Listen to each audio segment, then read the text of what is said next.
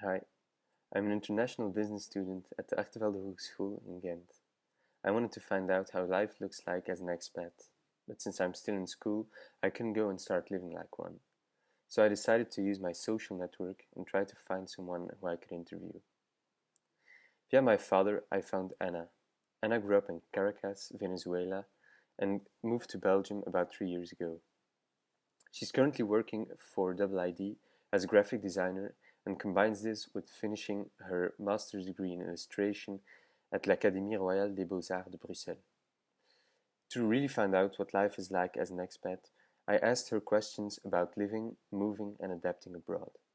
To conclude this interview, Anna gave me one piece of advice. This is the interview about the Venezuelan in Belgium. Hi, my name is Ana Karina. I work for Double ID. I'm a graphic designer. I'm from Venezuela. My country of stay is Belgium, Brussels. Okay. I'm here alone. I've been here for my stay. Have been here for 3 years. Okay. Now, is a working knowledge of the national language necessary? No, I think that the national language, well, yeah, it's a little necessary when you're looking for a job, because I got a lot of job offers that was in French and in Dutch. They were looking for that. But actually, you could find something in English.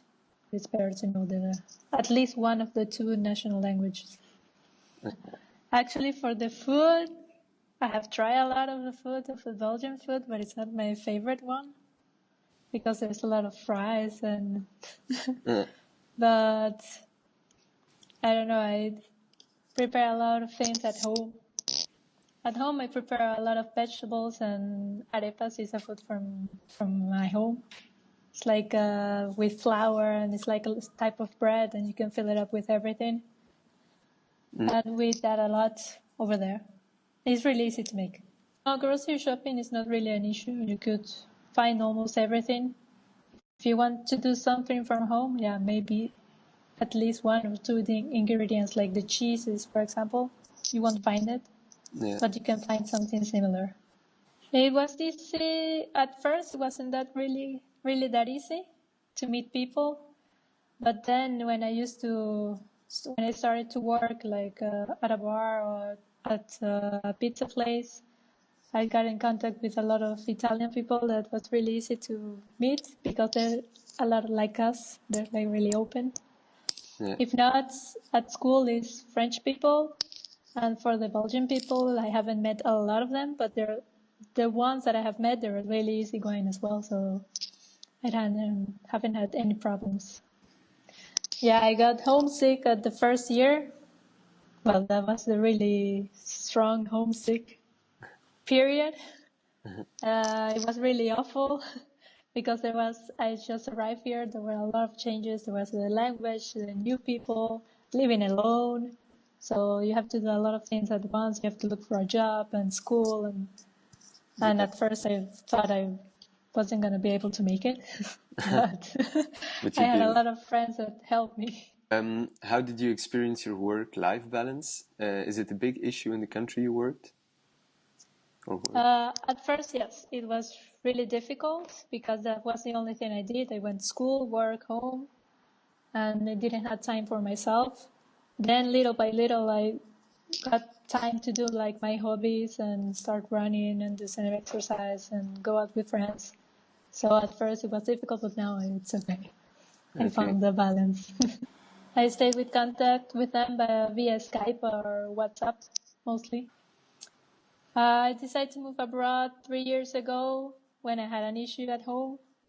Well, someone came in and I really not felt safe, and I thought I have to go out, look for another opportunities, work elsewhere, where I could live and walk in the streets. Yes. So that was my breaking point. Yeah. So did your job content change as compared to your old job?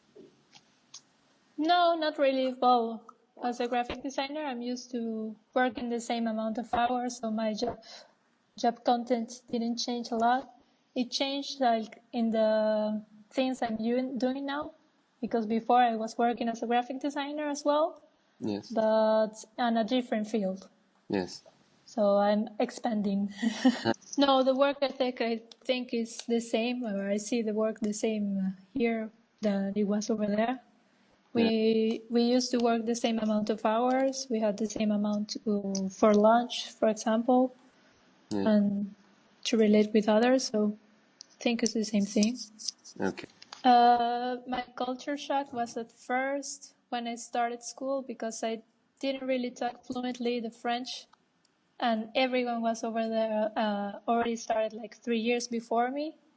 So the group was already made, and I was like looking and looking and looking, trying to understand, but I couldn't answer, so Yes. It I was was hard. really silent. I'm used to greeting people with a peck on the cheek, like hi, Yeah. everyone.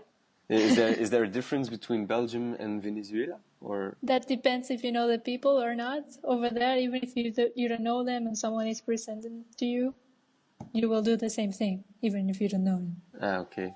Here, no. Here is like a Yeah. little bit distance. Yeah, that's true. Yeah, I will definitely do it again. I would take the step to move away And from home. I would not be afraid to make mistakes while I'm talking, because French wasn't my first language. So at first I was really trying to do it perfectly, and forget it. It's not possible at first. yes. So you have to talk, and if you make mistakes, people will understand. They're Okay. really nice. Okay. Well, thank you very much for this You're interview. welcome. Well, this was my interview with Anna. I didn't know her before the interview, but now I do. At first, I was stressed. I could have used the advice she gave at the end, that you don't have to be afraid to make mistakes when you're speaking in another language, or just in general, that you don't have to be afraid to make mistakes because we're only people.